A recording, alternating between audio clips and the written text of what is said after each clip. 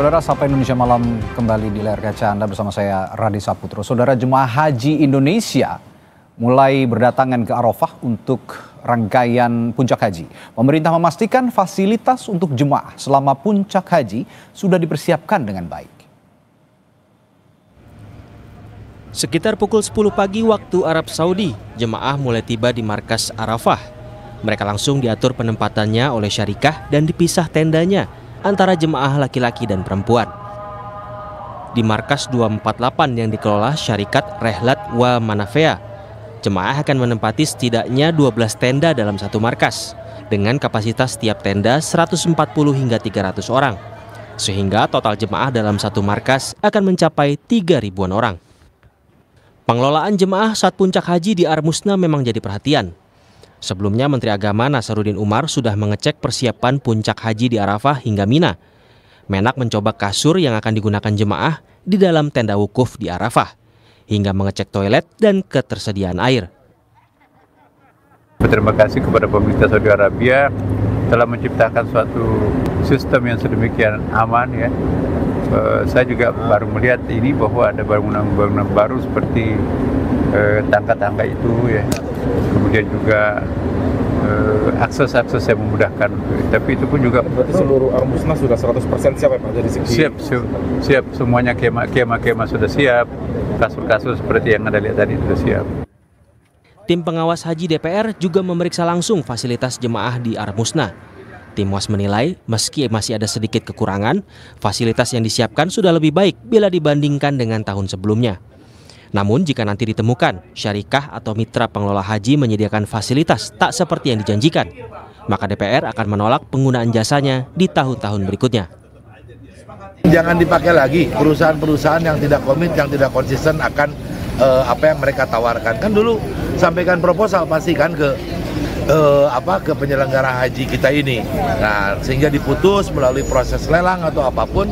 Nah, kalau jelek nanti masih tetap diajukan untuk menjadi provider, kita DPR akan merekomendasikan menolak perusahaan-perusahaan yang tidak komit, yang tidak konsisten. Selain soal fasilitas, yang juga jadi perhatian adalah pergerakan jemaah, terutama setelah puncak haji.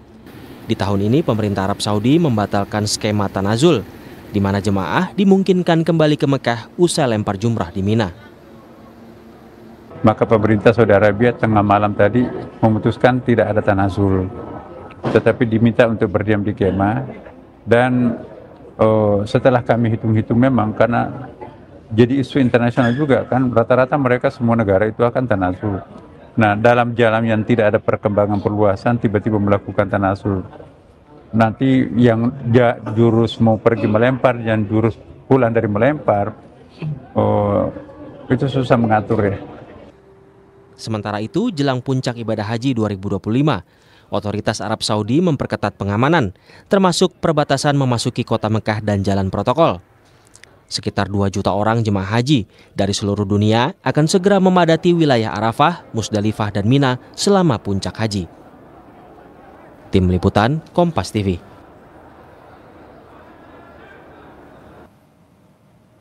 Saudara, 1 hari jelang puncak haji tahun 2025. Seperti apa kesiapan PPIH untuk memastikan ibadah haji berjalan lancar, sekaligus menjawab sejumlah catatan yang diberikan tim pengawas DPR berdasarkan pengalaman penyelenggaraan ibadah haji tahun 2024. Kita akan bahas bersama Harun Ar-Rasyid, Kepala Satuan Operasional Armusna, dan juga tim WAS Haji DPR Edi Wuryanto. Selamat malam dan selamat petang di sana ya, waktu Arab Saudi, Bapak-bapak. Assalamualaikum.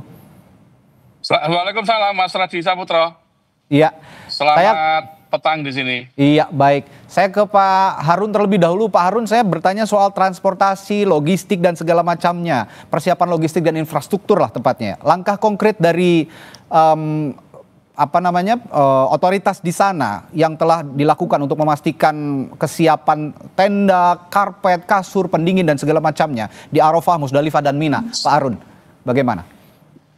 Ya Pak, sekarang ini kita sedang proses penerimaan jamaah dari Mekah menuju Arafah. Dan di sana sudah ada satu satgas yang ditugasi untuk menyambut, menempatkan dari 60 markas itu kita letakkan satu Korkas, namanya koordinator markas, dan juga ada 8 sektor ad hoc yang saat ini sudah bekerja menyambut jamaah kita yang sudah berangsur-angsur, bahkan sekarang sudah mulai trip kedua dari skema yang kita terapkan. Trip pertama sejak tadi pukul 7 sampai dengan 11, kemudian jam 11 sampai 16 nanti ini adalah trip kedua. Nanti dilanjut dengan trip ketiga mulai pukul 16 sampai 21. Itu yang kita lakukan untuk memudahkan pendorongan jamaah dari Mekah menuju ke Arafah. Demikian, Mas. Baik, yang tidak kalah penting masalah transportasi juga Pak Harun, yang tahun lalu juga sempat dievaluasi bersama oleh pemerintah dan juga DPR. Kesiapan transportasi untuk mengangkut jemaah dari Makkah ke Madinah sejauh ini, lalu juga dari Mekah ke Arafah, lalu ke Muzdalifah, ke Mina, termasuk jadwal dan kapasitas armadanya. Bagaimana Pak Harun? Ya, untuk tiap-tiap syarikah sudah mempersiapkan shuttle bus ya untuk mengangkut dari jamaah kita dari Mekah menuju ke Arafah. Ini terlihat tadi sudah dimulai sejak pukul 7.38 dan persiapan itu juga sekarang terlihat tadi terakhir kami lihat di sektor 6 dan sektor 5 relatif lancar, dan juga karena saya lihat tadi di arah menuju ke Arafah ini kemacetan yang lumayan panjang. Jadi ada kendala sedikit ketelatan bus yang menuju ke hotel-hotel yang ada di Mekah ini. Ini kendala yang kami lihat di beberapa titik yang saya perhatikan saat ini. Ini sebagai laporan. Baik, saya ke Pak Edi. Pak Edi, dari tim pengawas haji DPR, saya bertanya soal pengawasan layanan ini. Tim pengawas haji dari DPR ini memastikan kesepakatan antara Kemenak dan syarikah untuk pemberangkatan, penempatan maktab, lalu pemulangan jemaah berbasis hotel ini sudah terpenuhi semua? Ya, dari pagi ini kami fokus pada pergerakan ke Armusna ya. Dari alat transportasi memang menjadi fokus perhatian.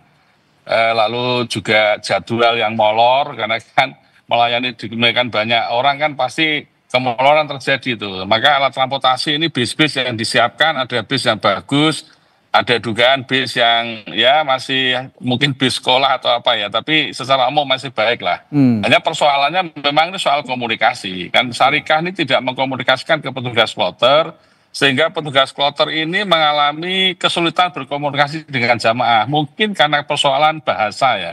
Karena petugas kloter tidak menguasai bahasa Arab, sehingga di sini sering terjadi miskomunikasi, lalu terjadi penumpukan jamaah haji di masing-masing lobi hotel. Nah, tentu ini menjadi perhatian serius karena dari tahun ke tahun ya memang persoalan ini. Sementara jamaah haji ingin segera sampai ke Arafah. Ini hal-hal komunikasi ini yang memang menjadi concern dari PPIH ya soal transportasi ini. Tapi secara umum saya melihat semakin bagus, apalagi dengan 8 syarikah ya. Jadi lebih presisi lah dibanding tahun-tahun sebelumnya. Ya kalau ketersediaan bisnya jumlahnya tetap, lalu terdistribusi jalan macet karena demikian banyak orang, saya kira masih bisa dipahami. Yang penting bagi kami adalah tidak boleh ada satu jamaah pun yang tertinggal di hotel. Maka basisnya adalah kembali ke hotel, dan kartu nusuk yang kemarin menjadi persoalan inti ya lambat laun sudah teratasi. Tapi intinya bahwa kami harus menjamin jamaah tidak boleh hak-haknya itu terkurangi, dan kalau ada sampai jamaah yang tidak bisa berangkat ke Arafah, maka kami akan menuntut PPIH untuk bertanggung jawab untuk itu. Baik, saya kalau gitu kembali lagi ke Pak Harun. Pak Harun, tadi ada kendala komunikasi kalau kata Pak Edi tadi. Kendala komunikasi tidak dari syarikah, tidak tersampaikan ke petugas kloter. Ada solusi sejauh ini untuk masalah ini? Ya betul, memang itu terjadi karena memang satu kendala bahasa juga ya. Kemudian juga pihak syarikah ini kepada pihak kloter tidak langsung bisa memberikan informasi yang akurat. Yang kami lihat kendalanya seperti itu. Namun setelah kita dalami dan koordinasi yang ketat terhadap sektor-sektor yang mengalami kendala itu, ini segera bisa diatasi. Ini memang terlihat apa yang disampaikan Pak Edi itu betul adanya, Pak. Oke, tapi skema ini juga akhirnya menjadikan solusi tertentu yang saat ini masih dibahas tentunya, berarti ya Pak Harun ya?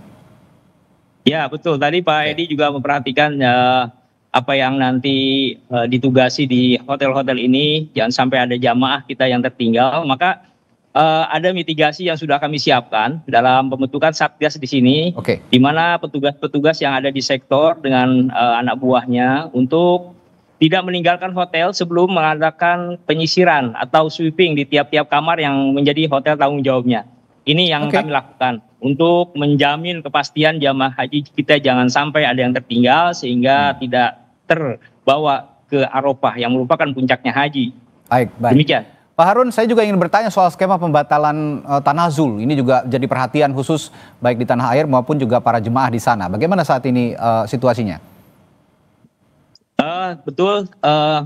Memang tanajul ini merupakan satu skema yang sudah kita persiapkan untuk memberikan keamanan dan bisa mengurai kepadatan jamaah ketika di Mina dan juga memberikan kelancaran dalam proses ibadah haji yang merupakan wajib haji ketika mabit di Muzdalifah, mabit di Mina kemudian menyalakan wajib jamarot ya. Ada prosesi tanajul yang sudah diskemakan, bahkan kami juga sudah melakukan beberapa hal yang bisa memberikan pengawasan dalam memberikan rasa aman kepada jamaah haji kita dalam segi perlindungan dengan membentuk beberapa pos-pos pantau tanazul. Namun di akhir-akhir kegiatan ini akan berlangsung ada pembatalan atau juga tidak diizinkannya adanya skema tanajul ini oleh Kementerian Haji Arab Saudi atau pihak Arab Saudi. Namun itu juga tentunya ada hal-hal yang positif buat keamanan jamaah haji kita. Oleh karena itu ketika mendapatkan informasi itu kami langsung mengubah skema pengamanan itu. Di mana akan kita tempatkan pos-pos yang lebih banyak lagi petugas kita di Mina.